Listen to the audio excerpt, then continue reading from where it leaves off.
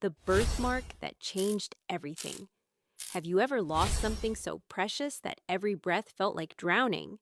Every morning felt like punishment? That's exactly how Marcus Whitfield's life had become. A successful man on the outside, completely shattered on the inside. And what happened next? No one could have predicted it. Marcus Whitfield stood at the top floor of his Manhattan office building, staring out at the glittering skyline.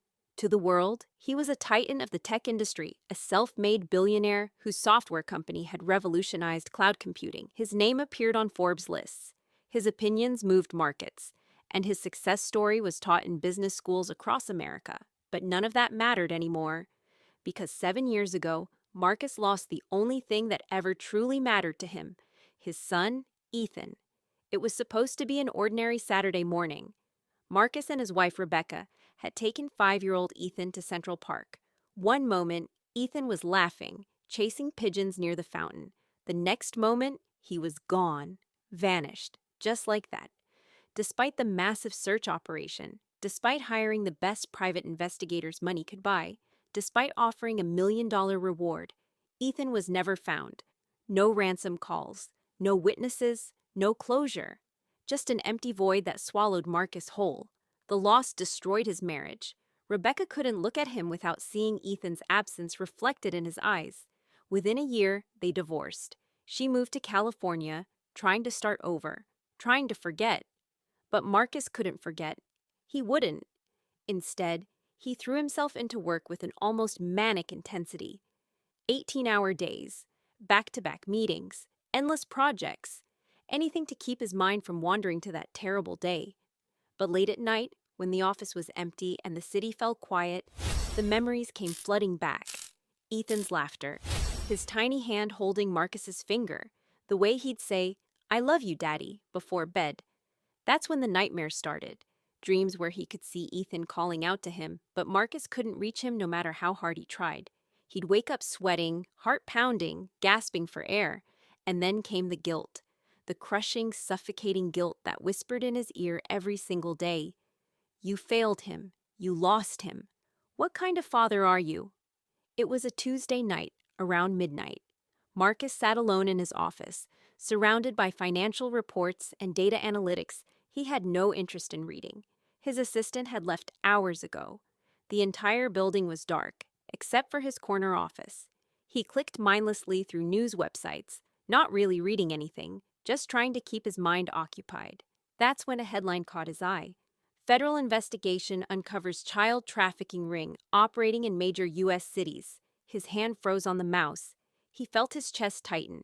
The article detailed a massive criminal network that had been exploiting vulnerable children for years. Some were sold by desperate parents drowning in debt. Others were kidnapped from hospitals, parks, shopping malls. The story described elaborate schemes involving fake adoption papers, corrupt officials, and an underground market where children were treated like commodities. As Marcus read deeper, his hands started shaking. The victims' ages, the descriptions of how they disappeared, the sophisticated operations that made them nearly impossible to trace. His mind immediately went to Ethan. Could his son have been taken by people like this? Could Ethan be out there somewhere, scared, alone, thinking his father had abandoned him? The thought was like a knife twisting in his heart. Marcus couldn't breathe. He stood up abruptly, knocking papers off his desk. He paced back and forth, his mind racing. For 7 years, he lived in a fog of grief and uncertainty. But this article ignited something in him. Not hope exactly, but purpose. If he couldn't find his own son, maybe he could save someone else's child. Over the next few weeks, Marcus became obsessed. He reached out to child welfare organizations, hired specialists who worked with trafficking survivors, and quietly funded several nonprofit groups fighting child exploitation. He met with social workers, attended support groups, and learned about the dark underbelly of a system that failed so many children. That's when he heard about Tyler. Tyler was 6 years old, living in a condemned apartment building in the Bronx.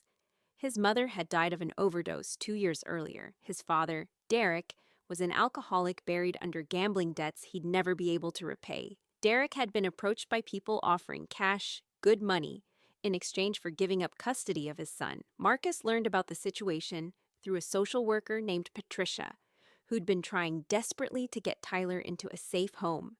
When Patricia told Marcus about Tyler's situation, something inside him clicked. "Mr. Whitfield," Patricia had said during their phone call, "this boy needs help immediately. His father is going to sell him to these people. I've seen it happen before. Once they take him, he'll disappear into the system, and we'll never see him again." "Set up a meeting," Marcus said without hesitation. "I want to meet Tyler, and I want to meet his father." The apartment building where Tyler lived was a nightmare. Peeling paint, broken windows, the smell of decay hanging in the air. Marcus climbed 3 flights of stairs, each step creaking under his weight. When he knocked on apartment 3D, a disheveled man in his 40s opened the door. Derek's eyes were bloodshot, his clothes stained, and Marcus could smell alcohol on his breath even from the doorway. "You the rich guy?" Derek asked, not bothering with pleasantries. "I'm here about Tyler," Marcus replied evenly. Derek let him in. The apartment was worse inside than Marcus had imagined. Garbage piled in corners, empty bottles everywhere. And in the corner, sitting on a dirty mattress, was a small boy with hollow eyes. Tyler. Marcus's heart broke the moment he saw him. The boy was so thin, so fragile. His clothes were too small, dirty, and torn. His dark hair was matted, but it was his eyes that struck Marcus the most. They held no light, no hope, no childhood innocence, just emptiness and fear. Marcus approached slowly, not wanting to scare him. He knelt down to Tyler's level, making himself less intimidating. "Hey, Tyler," Marcus said softly. "My name is Marcus. I'm not here to hurt you. I just want to help. Would that be okay?" Tyler stared at him but didn't respond. He pulled his knees closer to his chest, making himself smaller, as if trying to disappear entirely. Derek spoke up from behind them, his voice slurred. "Kid doesn't talk much. Been through a lot since his mom died. I can't take care of him no more. You want him? He's yours. Just need the money we discussed." Marcus felt rage boiling inside him, but he kept his voice calm. He'd already had his lawyers draw up legal custody papers. He'd already arranged for the payment that would legally transfer custody to him. It made him sick, the idea of buying a child. But he told himself this was different. This was saving a life. Within an hour, the paperwork was signed. Derek took his money and didn't even say goodbye to his son. Marcus wrapped Tyler in his coat and carried him down the stairs. The boy weighed almost nothing. As they drove through Manhattan toward Marcus's penthouse, Tyler pressed his face against the window, staring at the city lights like he was seeing them for the first time. "Have you ever been to a place like this?" Marcus asked gently. Tyler shook his head slowly. "Well, you're going to stay with me now. You'll have your own room, your own bed, and all the food you want. Does that sound okay?" Tyler looked at him with those haunted eyes and whispered, so quietly Marcus almost missed it. "Why? Why what, buddy? Why do you want me? Everyone says I'm a problem. Everyone says I'm too much trouble." Marcus felt tears stinging his eyes. He pulled the car over and turned to face Tyler fully. "Listen to me, Tyler. You are not a problem. You are not trouble. You are a kid who deserves to be safe and loved, and I'm going to make sure that happens. I promise you." When they arrived at Marcus's penthouse, Tyler's eyes went wide. The apartment took up the entire top floor of a luxury building overlooking Central Park. Floor-to-ceiling windows, modern furniture, original artwork on the walls. It was like something from a movie. Tyler walked carefully across the marble floors, as if afraid he might break something. Marcus had already had a room prepared. A real bed with soft sheets, new clothes in the closet, toys and books on shelves. When Tyler saw it, he just stood in the doorway, frozen. "This is all for me?" he asked in disbelief. "All for you," Marcus confirmed. "Come on, let's get you cleaned up and fed." That first night, Marcus ordered pizza, thinking Tyler might enjoy something simple and familiar. But when the food arrived, Tyler ate like he hadn't seen food in days, which maybe he hadn't. Marcus sat across from him, trying not to show how much it hurt to watch this child devour food with such desperation. After dinner, Marcus ran a bath for Tyler. As he helped the boy wash up, he noticed scars, small ones on his arms and back, cigarette burns, Marcus realized with horror. This child had been abused. The rage Marcus felt toward Derek, toward everyone who had failed this innocent kid, was almost overwhelming, but he kept his voice gentle.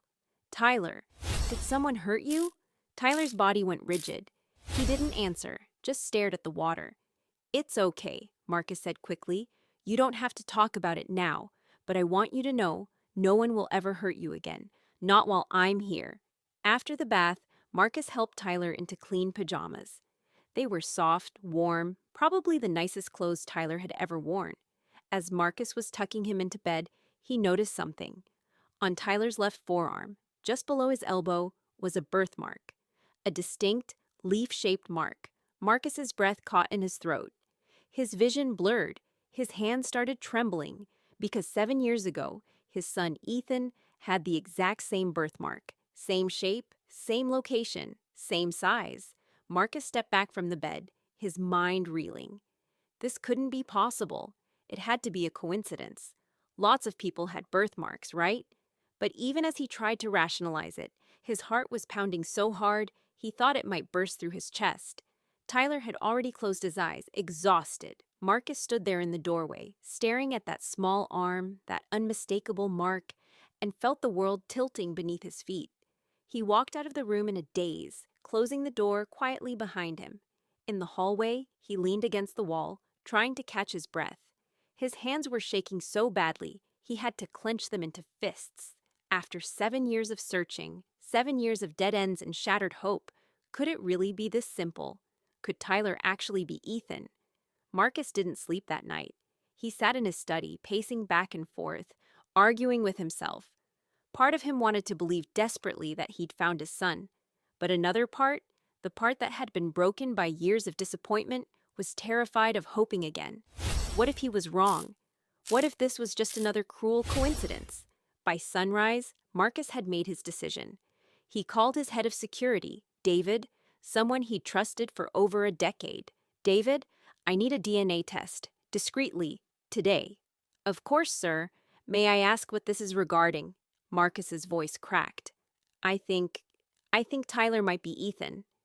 There was silence on the other end of the line. David had been there during the search for Ethan. He'd seen Marcus at his lowest points. "I'll arrange it immediately," David said. "We'll have results within 48 hours." The next 2 days were the longest of Marcus's life. Longer even than the days right after Ethan first disappeared. Because back then, he had hope without knowledge. Now, he had knowledge coming, and the uncertainty was torture. He watched Tyler carefully, looking for any sign, any familiar gesture or expression that might confirm what his heart was screaming. Tyler was slowly starting to open up. He'd smile occasionally, though it never quite reached his eyes. He'd ask questions about the apartment, about the city visible from the windows. Marcus tried to act normal, but inside he was falling apart. Every time he looked at that birthmark, his chest tightened. On the 3rd day, David came to the apartment personally. He carried a sealed manila envelope. His face was serious, unreadable. "The results?" Marcus asked, his voice barely above a whisper. David handed him the envelope without a word. Marcus's hands shook as he opened it. His eyes scanned the technical jargon, the genetic markers, the charts and numbers, until he found the conclusion printed in bold letters at the bottom of the page: probability of paternity, 99.999%. Marcus's legs gave out. He sank into the nearest chair, the paper slipping from his fingers and floating to the floor. David moved quickly to his side, steadying him. "Sir, are you all right?" Marcus couldn't speak. Tears were streaming down his face. 7 years. 7 years of searching, of hoping, of praying. And his son had been alive the entire time. Tyler was Ethan, his boy. His little boy who'd been stolen from him, who'd been living in hell while Marcus had been powerless to find him. "Mr. Whitfield?" David's voice was gentle. "It's him," Marcus choked out. "David, it's really him. Ethan is alive." For several minutes, Marcus just sat there and cried. All the grief, all the guilt, all the years of accumulated pain came pouring out. David stood nearby, giving him space but staying close in case he was needed. Finally, Marcus wiped his eyes and stood up. His grief was transforming into something else now: rage. "David, I want to know everything. Everyone involved in taking my son. Every person who knew where he was. every single person who played any role in keeping him from me. I want names, addresses, bank accounts, everything. I'll start immediately, David replied. And David, I want them destroyed, legally, financially, every way possible. They took 7 years from my son. They took 7 years from me. There will be consequences. Over the next week, David's investigation uncovered a horrifying network. The same people who'd approached Derek about buying Tyler were part of a massive child trafficking operation spanning multiple states. They had connections in hospitals, where they paid off certain staff to identify vulnerable newborns. They worked with corrupt adoption agencies. They had contacts in impoverished communities where they could prey on desperate parents. The operation was sophisticated and terrifying. Children were given fake identities, moved between states, and sold to the highest bidder. Some were used for illegal labor. Others were adopted by people willing to pay huge sums for a child without going through legal channels. The paper trail led to dozens of people, from low-level street recruiters to wealthy facilitators living in mansions. Marcus took this information straight to the FBI. He used every connection he had, called in every favor, and made it clear he would dedicate whatever resources were necessary to bring these people down. The FBI had been investigating this particular network for months, but lacked the funding and evidence to move forward. Marcus provided both. I want every single person involved in custody, Marcus told the lead agent. And I want you to find every child they've taken. Every one of them gets returned to their real families or placed in proper care. No exceptions. Mr. Whitfield, I can promise you we'll do everything. No, Marcus interrupted, his voice steel. Not everything in your power. Everything, period. Money is not an issue. Resources are not an issue. I will personally fund this entire operation if necessary. These people destroyed families. They're going to pay. The investigation moved quickly with Marcus's backing. Federal agents coordinated raids across 6 states simultaneously. They arrested over 40 people in a single night. The network was dismantled completely. Documents were seized, showing records of hundreds of children who'd been trafficked over a 15-year period. Many of those children were found and reunited with their families. Others had grown up and didn't even know they'd been stolen. But while all this was happening, Marcus faced a different challenge.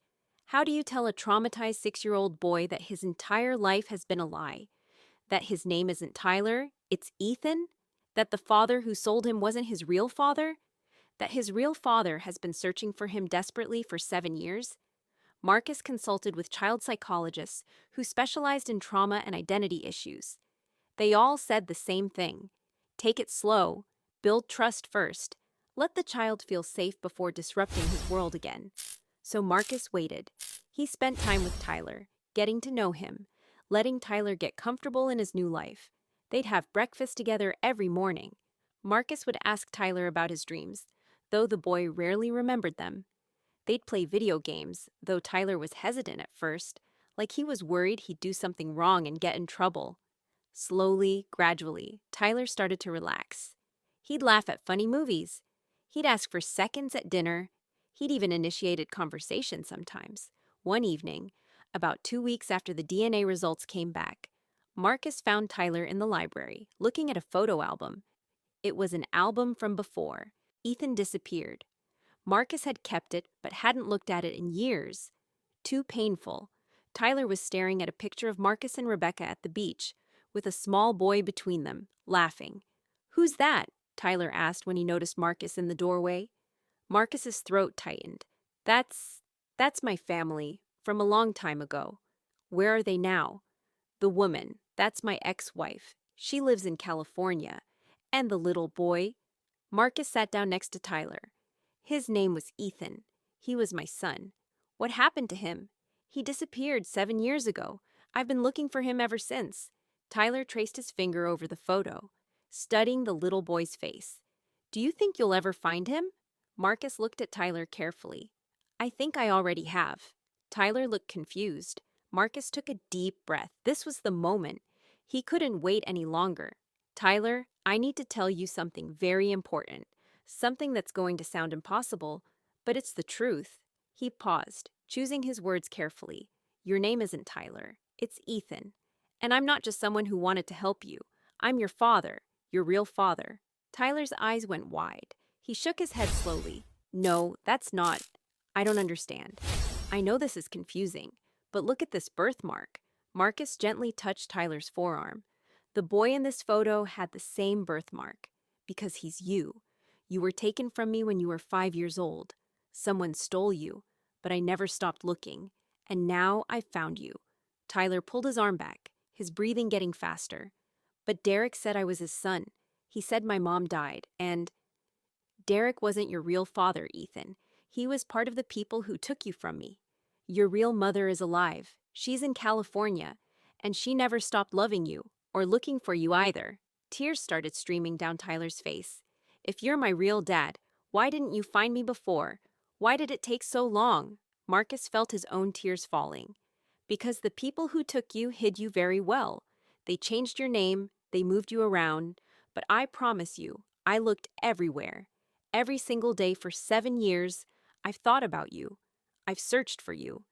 And now that I've found you, I'm never letting you go again. Tyler, no, Ethan, stared at him, processing. Then something seemed to break inside him. He collapsed into Marcus's arms, sobbing. Not quiet tears, but deep, heaving sobs that shook his whole body. Marcus held him tight, his own tears falling into Ethan's hair. It's okay, Marcus whispered over and over. You're safe now. You're home. I've got you. They stayed like that for a long time, both of them crying for everything they'd lost, everything they'd been through, and everything they'd finally found again. When Ethan finally pulled back, his face was red and swollen, but there was something different in his eyes. Not the emptiness that had been there before, but a spark of something. Maybe hope. Maybe relief. Maybe the first glimmer of healing. Can I still call you Marcus? Ethan asked hesitantly. I don't remember calling anyone Dad. Marcus smiled through his tears. You can call me whatever makes you comfortable. We have all the time in the world to figure this out together. Over the next few months, Marcus worked with therapists to help Ethan process everything. They started memory therapy, gentle sessions where Ethan was encouraged to remember bits and pieces of his early childhood. Some memories came back. Ethan remembered a woman with kind eyes who used to sing to him. That was Rebecca. He remembered a big room full of toys. That was his old bedroom. He remembered feeling safe and loved. That was the life he'd lost. Marcus also reached out to Rebecca. The phone call was one of the hardest things he'd ever done. Rebecca, it's Marcus. Marcus, is everything okay? I found him. I found Ethan. Silence.